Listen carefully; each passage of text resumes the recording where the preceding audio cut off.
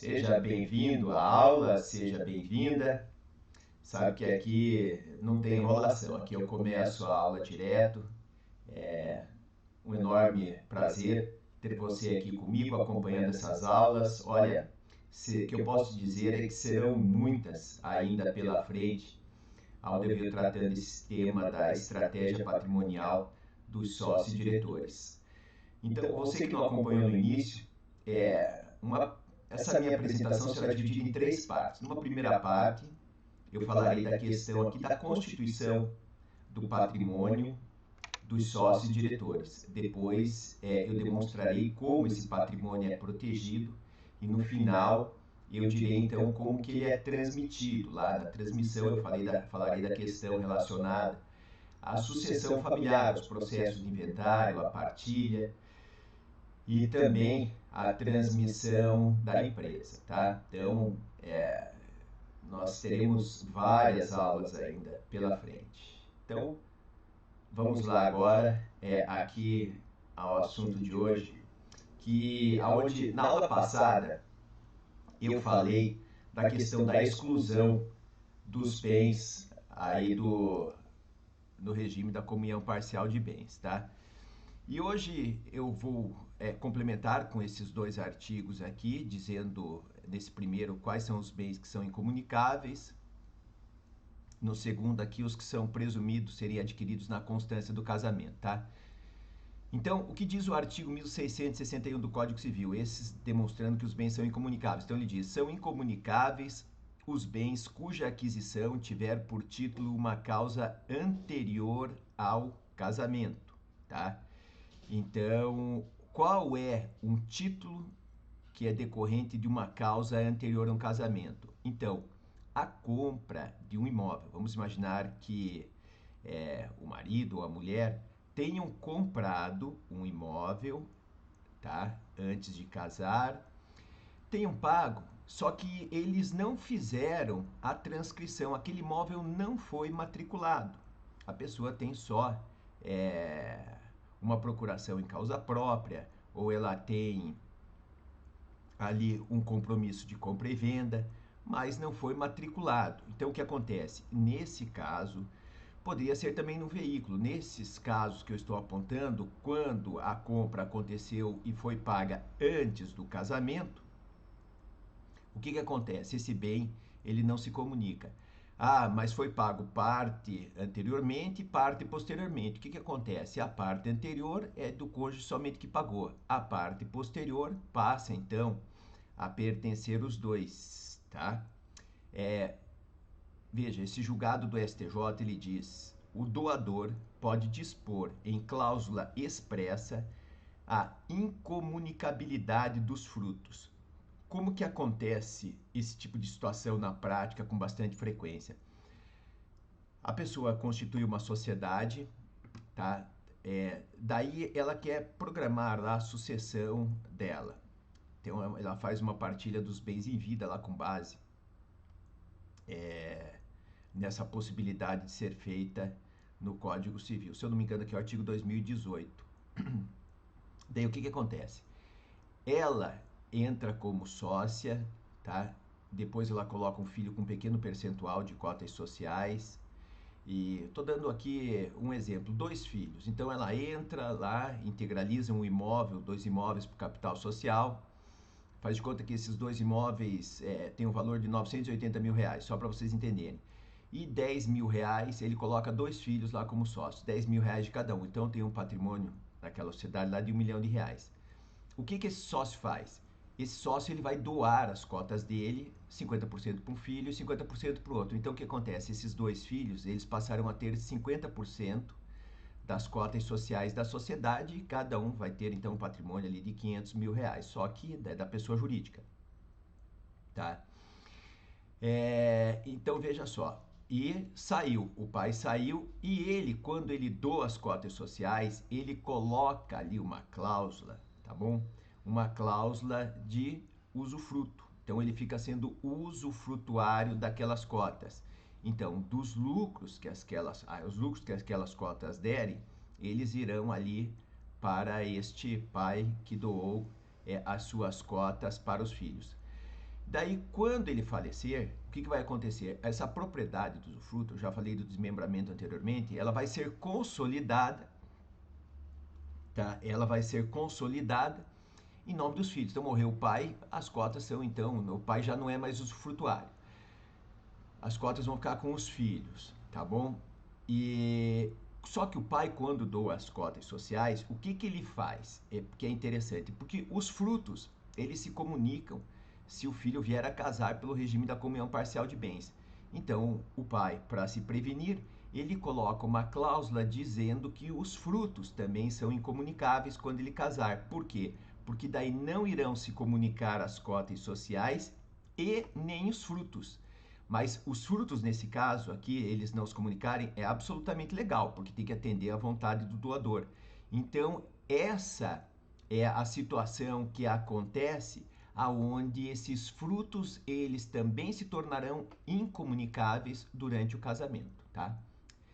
Então, no benefício exclusivo do cônjuge beneficiário, antes da celebração de casamento, sob o regime da comunhão parcial de bens. Mesmo poderia ser feito posteriormente, aqui aconteceu antes do casamento. Se fosse feita a doação dessa forma, também daria a mesma, não, seria resolvido da mesma forma. Então, o que eu mencionei antes, olha, imóvel adquirido antes do casamento, cuja transcrição aqui no registro imobiliário, ela foi posterior, tá? Diz o artigo 1662 do Código Civil, no regime da comunhão parcial, presume-se adquiridos na constância do casamento os bens móveis, tá? Então, é presumido que esses bens móveis adquiridos pertençam ao casal, mas, veja, presume-se, admite-se prova em contrário, tá? Então, como é que vai ser feita essa prova em contrário? A pessoa pode provar um caso que eu já mencionei anteriormente, que é a subrogação. A pessoa tinha um carro lá, vendeu e comprou outro, tá? Então, quando não se provar que o foram em data anterior, também poderia a pessoa provar. Eu coloquei o caso aqui da subrogação e poderia a pessoa provar, não, olha aqui, ó, eu havia pago esse veículo, fiz a transferência para ele, só deixei de fazer aqui a transferência desse imóvel, desse carro, né, para o meu nome, entendeu? Então, mas ele vai ter que, não basta falar, a questão aqui é de provas. O mais importante aqui é pensar não somente no fato. Fato, tá bom, tá ali. Agora, pensar na questão da prova. Então, tem que provar que foi numa data anterior. Diz aqui o artigo 1663 do Código Civil. Tá? Agora vamos entrar na parte, então, relacionada à administração e à disposição dos bens, tá? Durante o casamento, que eu estou falando aqui da comunhão parcial de bens. Então, diz esse artigo, a administração do patrimônio comum compete a qualquer dos cônjuges. Por quê? Vamos imaginar que o casal aqui mora na cidade e tem um imóvel na praia. O que vai acontecer nesse caso? Tem dois imóveis, o da cidade e o da praia. Está precisando locar o imóvel da praia. Qualquer um dos cônjuges poderá alocar aquele imóvel, porque a administração desse patrimônio, e esse patrimônio aqui que eu estou mencionando é comum, compete a qualquer dos cônjuges, tá? Vamos ver tudo aqui com calma. Então, olha, o parágrafo 1º diz: as dívidas contraídas no exercício da administração obrigam os bens comuns e particulares do cônjuge que os administra e os do outro na razão do proveito que houver ao ferido, tá? A anuência de ambos os cônjuges é necessária para os atos a título gratuito que impliquem cessão do uso ou gozo dos bens comuns. Parágrafo 3º. Em caso de malversação dos bens, o juiz poderá atribuir a administração apenas a um dos cônjuges. Então, vou com vocês aqui destrinchar este artigo. Então, fala em primeiro lugar aqui o artigo. É importante separar. Ele fala da administração dos bens comuns. O que quer dizer? Não fala da disposição, não fala da alienação, não fala da venda, não fala da doação. Fala de administrar. Não está pensando em passar aquele imóvel para ninguém. Simplesmente a propriedade. Está pensando na questão só da administração. Como ele diz, do patrimônio comum. Então, patrimônio que pertence ao casal. Tá, mas olha que situação interessante. Vamos imaginar que a administração é comum. Então, o que acontece? Um cônjuge vai lá e aluga o imóvel da praia para o dia 10 ao dia 20, tá bom? Só que o outro tinha alocado para o dia 5 ou dia 15. E daí? Olha a confusão que deu entre eles. Não tem essa administração comum? Então, o que é importante acontecer para evitar esse tipo de situação? Tem um dever, entendeu? No casamento, que é de informação. Dever de um cônjuge informar o outro, tá? Justamente para não ter esse tipo de problema. Vamos imaginar que um contrata um seguro, o outro descontrata, tá? Então, existe esse dever de informação entre eles. E se um causar prejuízo ao outro, será obrigado a reparar esse prejuízo. Olha só, mesmo dentro do casamento, tá? O importante é saber aqui que existe esse dever de comunicação. Como eu mencionei aqui, os atos. Porque os atos realizados por um dos cônjuges são oponíveis ao outro. Aquele lá realizou, olha a confusão que vai dar. Aquele lá realizou, então vai opor ao outro. O outro vai lá e fez de uma outra forma. Então evita esse tipo de confusão, tá? Agora, eu vou trazer aqui uma exceção interessante, tá bom? Atos ligados à atividade profissional não podem sofrer oposição do outro cônjuge. Então, o que acontece? Eu cito o caso aqui do microempresário individual, da MEI. Nesse caso, não existe uma distinção entre o patrimônio da pessoa física e o patrimônio da pessoa jurídica. Então, olha só, não existe um patrimônio que é da pessoa jurídica, que o único sócio pode alienar com base no artigo 978 do Código Civil. Então, o que acontece? Mas nesse tipo de situação, como é da atividade profissional dele, vamos imaginar lá de uma clínica médica, tem um médico e uma secretária. O que acontece? Não pode o cônjuge ficar interferindo lá com quem que o médico vai contratar. Isso daí não pode ser feito, porque está ligado, não é um problema familiar, é um problema de atividade profissional. Então, nesse caso aqui, não vai poder haver essa oposição com relação à atividade profissional, tá? Mesmo para ele lá alocar um imóvel para o desenvolvimento das atividades dele, não vai poder haver essa oposição para os atos ligados à atividade profissional ali de administração, tá? A gente viu da administração, agora vamos ver porque fala aqui, ó, no parágrafo 1º, ele se refere aqui à questão das dívidas, tá? Então, as dívidas contraídas, então, são dívidas, tá? Contraídas no exercício da administração, então, tá falando aqui da administração, tá? Dos bens comuns, olha só, obrigam os bens comuns, tá? Obrigam os bens comuns e particulares do cônjuge que os administra, e os do outro na razão do proveito que houver auferido. Então ele diz, os bens particulares que vão ser só de quem administra, e os do outro na razão do proveito que houver auferido, tá? Então, um patrimônio comum que é administrado por um dos cônjuges vai fazer o quê? Vai obrigar aquele bem comum, tá? Vamos imaginar que esse imóvel da praia deixou de pagar o condomínio, não foi pago o condomínio dele. Vai obrigar o quê? A responsabilidade pela dívida desses bens comuns. E agora, então o bem ali será suficiente para o pagamento. Mas se você pegar uma outra situação que não venha a ser, também seriam comprometidos os bens particulares, caso não fosse suficiente para o pagamento da dívida, os bens particulares somente daquele que os administra, tá? Diz aqui o parágrafo 2º. A anuência de ambos os cônjuges é necessária para os atos a título gratuito que impliquem cessão do uso ou gozo dos bens comuns.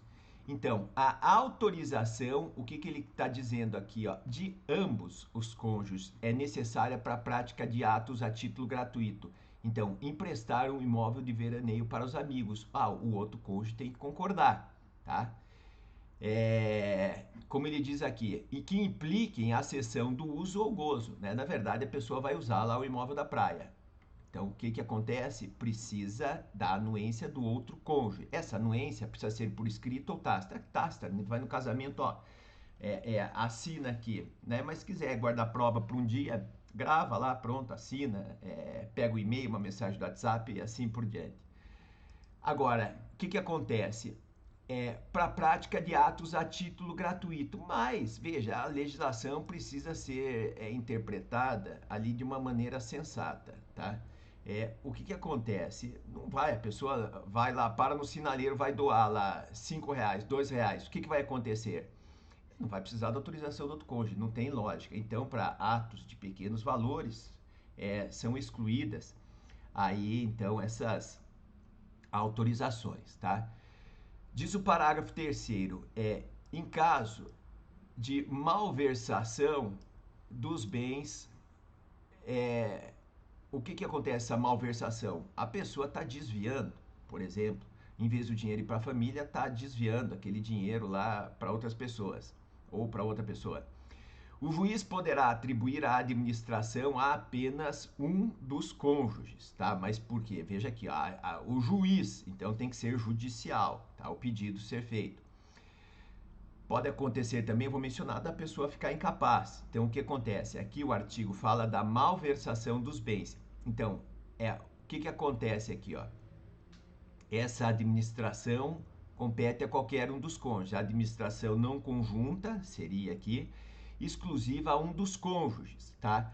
Podendo ser outra pessoa quando exigir uma qualificação particular. A pessoa precisa de uma qualificação particular para administrar determinado bem.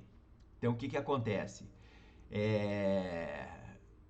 Vamos imaginar que fosse a necessidade de um engenheiro agrônomo para cuidar de determinadas terras, e a mulher não tem esse conhecimento.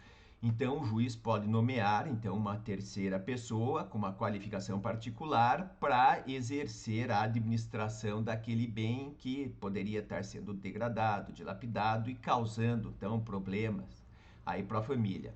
Ó, eu falei assim, dilapidação está acabando com o patrimônio, né? O que vai acontecer? Ou também estiver desviando um dinheiro que deveria ser revertido ao casal, ele está desviando. Como eu disse, nessa segunda situação, como eu menciono, vai colocar em crise aqui, ó, os interesses da família, tá? E poderia também acontecer da alteração das faculdades mentais. A pessoa já não sabe o que está fazendo ali, poderia, com a intervenção do juiz, ser o próprio cônjuge nomeado administrador, quando não exigir ali uma qualificação particular, ou então um terceiro. O artigo 1664 do Código Civil, ele diz: os bens aqui, ó, da comunhão respondem pelas obrigações contraídas pelo marido ou pela mulher para atender os encargos da família, as despesas de administração e as decorrentes de imposição legal. Então vamos aqui ver. Então, fala aqui dos bens comuns, olha só, bens comuns. Então, para atender o quê? Os encargos da família, aquele bem comum poderá ser penhorado. Qual é a situação? Uma dívida com empregada doméstica que não foi paga. Então, o que acontece? Ela poderia penhorar o único bem de família. É possível, tá? Então, nesse caso, tem até uma exceção à Lei 8.990, da impenhorabilidade legal do bem de família. Aqui poderá haver a penhora. Então, o que ele diz? Aqui vai comprometer os bens da família, pelo marido ou pela mulher, para atender os encargos da família, as despesas de administração, então são obrigações contraídas pelo marido ou pela mulher. Foi só a mulher que contratou o empregado doméstico, empregada doméstica. O que acontece? Porque eles têm essa livre administração. Nesse caso, qualquer um pode contratar. Mas a gente viu anteriormente, essas dívidas elas são solidárias, o casal que vai responder por ela, tá? Uma outra situação, despesas de administração do próprio imóvel, dívida de condomínio. O imóvel também, nesse caso, ele é penhorável, né? Tem uma exceção à proteção legal do bem de família, da Lei 8.990, esse imóvel poderá ser penhorado. Por quê? Por causa das dívidas de condomínio. Uma outra situação onde o imóvel é penhorado, aqui, ó, decorrentes de imposição legal. Qual a imposição legal? Aqui a situação do IPTU. Não foi pago o IPTU, aquele imóvel pertencente à comunhão, pertencente ao casal, aquele imóvel poderá ser penhorado, ser levado a leilão e para ser utilizado para o pagamento da dívida do IPTU, tá? Então, são bens comuns. Agora, eu vou tratar da situação aqui da administração, tá aqui, ó.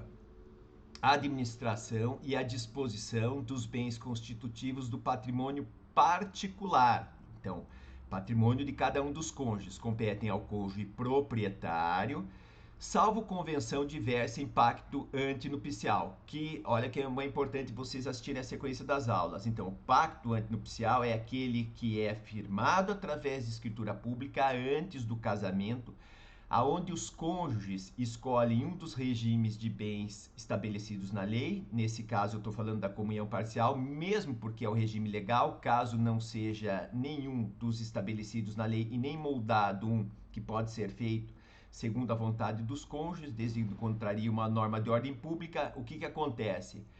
Vai ser aplicado o regime legal da comunhão parcial de bens, tá? Então, o que esse artigo diz? Então, esse é o pacto antinupcial. Lá, antes de casar, então, poderia ser estabelecido de uma maneira diversa como que vai ser a administração e a própria disposição dos bens particulares, como ele está dizendo aqui, de cada cônjuge. Então, a administração, tá? A gente está vendo aqui que pertence a cada um dos cônjuges. Mas esse cônjuge, olha aqui, ó, ele pode conceder um mandato, tá? Pode ser expresso ou tácito, para o outro cônjuge administrar aqueles bens próprios dele ou então reservados, tá? Então, agora é o seguinte, o cônjuge está administrando. Agora, ele é obrigado a prestar contas, vamos imaginar aqui que sejam imóveis, dos frutos recebidos. Olha, ele recebeu aluguéis, tá? O cônjuge. Ele é obrigado, durante o casamento, a prestar contas. Olha que situação interessante, tá? O que acontece? Durante o casamento, ele não é obrigado a prestar contas. Por quê? Porque os frutos, nós vimos anteriormente, os frutos dos bens próprios, tá na própria lei, eles vão para a família. E o que acontece? Como eles vão para a família, cada um dos cônjuges pode consumir esses frutos, desde que, é claro, não haja com má fé, desde que não desvie patrimônio, de que não haja aquela malversação. Então, olha só, a lei, ela precisa ser interpretada de uma maneira, eu posso dizer para vocês, como um todo, como eu estou mencionando nesse caso. Às vezes não, mas aqui é um exemplo que ela precisa ser interpretada, então é importante conhecer todos os artigos. Muitas vezes a pessoa se apega só a um e acaba não se atendo aos demais, como eu acabei de explicar aqui anteriormente. Então, é importante ser entendida a legislação muito bem. E quando eu trato aqui do direito de família, aqui eu estou tratando de uma maneira isolada, mas vocês verão que tem várias situações que nós envolvemos sempre ali, e eu estou tratando aqui de sócios e diretores. Se a pessoa não conhecer o direito societário, também muito bem, eu posso dizer, ela vai ter uma dificuldade grande de advogar em direito de família quando existe um envolvimento de sócios de empresas. Então, o que acontece? Ele tem o poder de administração, ele não tem o poder de disposição, então ele não vai poder vender aquele imóvel que ele está administrando, ele não vai poder vender aquele carro que não pertence, é um bem comum, só ele. Tá, mas e se ele dispuser de um bem imóvel, vamos imaginar que não seja de um pequeno valor, o marido lá de uma joia da mulher, o que acontece? Se ele vier, daí veja, não é um ato de administração, ele dispôs, ele vendeu aquela joia. Aí sim, aí ele terá então que prestar contas ao outro cônjuge. Olha, a situação aqui é diferente, tá?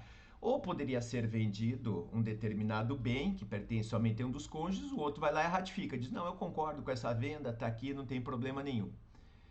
Então, o importante aqui é separar os atos que são de administração dos atos de disposição. Como eu disse, poderia ser administrado, a disposição acontecer de uma maneira diversa? Sim, desde que exista uma convenção diversa em pacto antinupcial, tá? Então, essa administração, ela se refere tanto a bens móveis como imóveis. E frutos, né, que eu venho mencionando aqui, são bens comuns. Eu dou exemplo, para vocês guardarem aí sempre, dos aluguéis. Agora vamos partir para meus comentários aqui desse último artigo. Então, aonde ele diz: as dívidas contraídas por qualquer dos cônjuges na administração de seus bens particulares em benefício destes não obrigam os bens comuns. Então, a dívida que a pessoa fez lá para consertar a casa dela, que pertence somente a um dos cônjuges, a dívida não vai passar para o casal, tá? Então, as dívidas do cônjuge A, mencionei aqui, vão para ele, do cônjuge B para ele, tá? Então ele diz: por qualquer dos cônjuges na administração daqueles bens lá. Então ele está cuidando para conservar bem aquele bem. Então fala da administração dos bens particulares, eles não vão obrigar os bens que são comuns do casal. Isso então que eu tinha para dizer com relação a essa aula, terminando aqui então esse assunto dos poderes ligados à administração e disposição dos bens durante o casamento pelo regime da comunhão parcial de bens. Na próxima aula eu falarei de um outro regime de bens, falarei do regime da comunhão universal e também falarei brevemente da comunhão parcial de aquestos. Por que falarei muito brevemente da comunhão parcial de aquestos? Porque é um regime que na prática não acabam utilizando. E eu digo para vocês, eu sou um advogado mais voltado para a prática, eu quero passar para vocês aqui a prática da advocacia, tá? Não é aqui uma questão acadêmica que eu preciso necessariamente ficar ensinando, né? Tenho aqui meus alunos, mas ali na faculdade para ensinar como é que funciona de uma maneira até mais detalhada cada um dos regimes de bens. Então a minha intenção, como é prática, eu falarei pouco desse regime da comunhão parcial dos aquestos, falarei mais da comunhão universal, que era o regime adotado anteriormente à vigência do Código Civil, aí de 2002. E depois disso, falarei do regime da separação obrigatória de bens, que é dividido ali de duas formas, uma decorrente da lei e outra voluntária, tá? A gente vai ver então nessa sequência aí minhas apresentações. Então, eu te aguardo lá na próxima aula.